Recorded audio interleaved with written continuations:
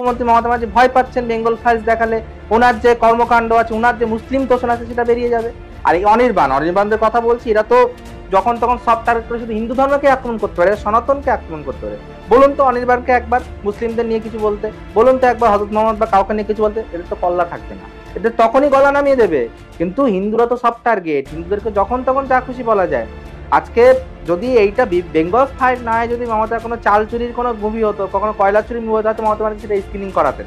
কিন্তু যখন এটা বেঙ্গল ফাইট হচ্ছে, যখন এটা বাঙালি হিন্দুদের ইতিহাসের কথা হচ্ছে, পশ্চিমবঙ্গের ইতিহাসের কথা হচ্ছে, তখন উনি ভয় পাচ্ছেন। কেন কি, ওনার ভোট ব্যাংকে তো আঘাত লাগবে, ওনার হয়তো পরবর্তী জিততে সমস্যা হয়ে যাবে, ওনার মুসলিম ভাইরা তো রাগ করবে, ওনার ফিরাদ হাকিম ববি ভাই রাগ করবে। এই জন্যই হয়তো বেঙ্গল ফাইটকে আটকে দেওয়া হচ্ছে পশ্চিমবঙ্গের ভিতরে। সেখানে সব টার্গেট ছিল সনাতন এবং সনাতন ধর্ম। ইচ্ছাকৃতভাবে অনির্বাণ ভট্টাচার্য, উনি একজন গুণী অভিনেতা, সেটা আলাদা ব্যাপার, গুণী অভিনেতা হলেই সবটা হয় না, কিন্তু তার রাজনৈতিক উদ্দেশ্যটা আমাদেরকে জানতে হবে। সেখানে তিনি ইচ্ছাকৃতভাবে সনাতন এবং সনাতন ধর্ম নিয়ে কুরুচিকর মন্তব্য করেছেন এবং লাগাতার ধর্ম নিয়ে সেখানে তির্যক মন্তব্য করে গেছেন।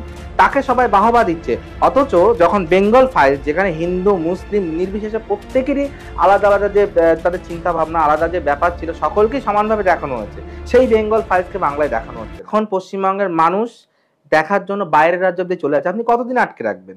ওটিটিতে রিলিজ হয়ে যাবে কিছুদিন পর, সবার ফোনে ফোনে ঘুরবে। তারপর এইভাবে তো বাংলা সংস্কৃতিকে আটকে রাখা যায় না।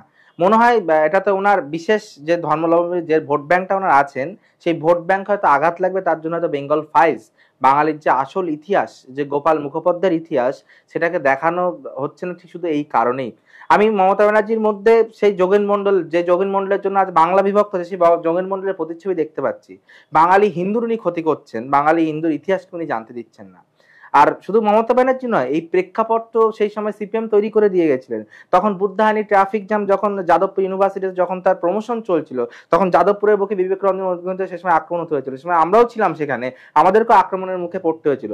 আজ বাঙালিরা যখন সংস্কৃতির কথা বলছে, বাঙালি যখন মুক্ত মনা চেতনার কথা বলছে, যেখানে অনির্বাণ নেতাদেরকে নিয়ে, এবার বিশেষ করে অনির্বাণের সেখানে সব টার্গেট ছিল সনাতন এবং সনাতন ধর্ম।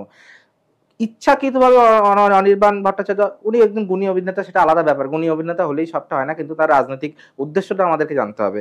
সেখানে তিনি ইচ্ছাকৃতভাবে সনাতন এবং সনাতন ধর্ম নিয়ে কুরুচিকর মন্তব্য করেছেন এবং লাগাতার ধর্ম নিয়ে সেখানে তির্যক মন্তব্য করে গেছেন।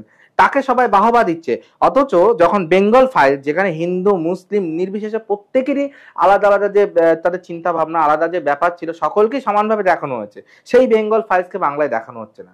এইভাবে তো ইতিহাসকে মুছে দেওয়া যায় না।